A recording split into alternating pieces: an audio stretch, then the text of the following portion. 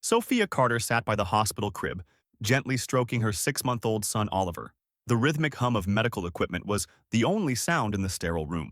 Oliver had been born with a rare neurological disorder that left him paralyzed from the neck down. The doctor said he might never move, never crawl, never walk. Tears welled in Sophia's eyes as she watched him sleep. She had fought so hard for him, consulted specialists, tried every therapy, but nothing changed. Every mother dreams of seeing her child take their first steps, but for Sophia, even the tiniest twitch of Oliver's fingers would be a miracle. Her husband, Mark, had been working long hours to pay for medical bills, leaving Sophia alone most of the time. She clung to hope, but some nights the weight of despair was unbearable. Chapter 2. A Special Friend. Then came Max.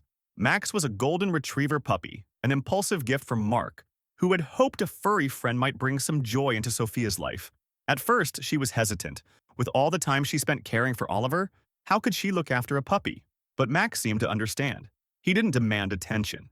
Instead, he sat by Oliver's crib for hours, his golden eyes filled with quiet companionship. Every night, Max would curl up beside Oliver, his warm body a source of comfort for the baby, who could not reach out for comfort himself. Chapter 3. The Night of the Miracle. One stormy evening, a fierce thunderclap shook the house. The power flickered, and Sophia jumped awake.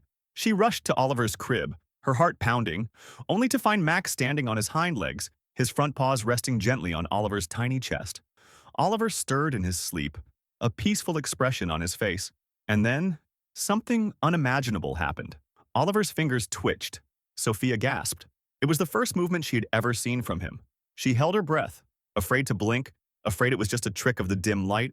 Max let out a soft whine and nudged Oliver's cheek with his nose.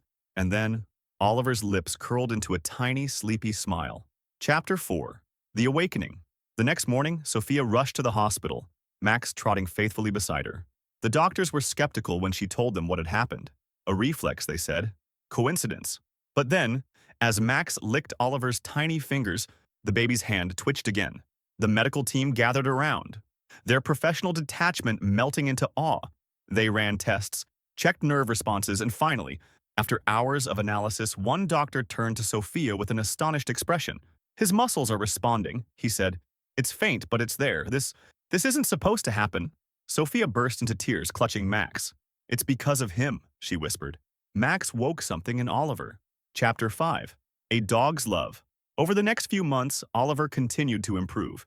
It was slow at first, just a twitch here, a flicker there, but each time Max interacted with him, the movements grew stronger. Doctors couldn't explain it. Max refused to leave Oliver's side.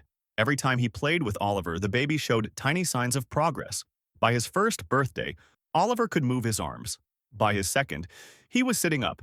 Against all odds, by the time Oliver turned 3, he took his first wobbly steps toward Max. The hospital staff called it a medical anomaly. Sophia called it a miracle. Epilogue. The Power of Love. Years later, when Oliver ran through the backyard, laughing as Max chased him, Sophia still remembered that stormy night when everything changed.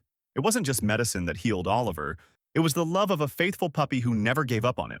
Moral of the story: love, companionship, and hope can work miracles where science falls short. Sometimes, the most extraordinary healers come in the smallest, furriest packages.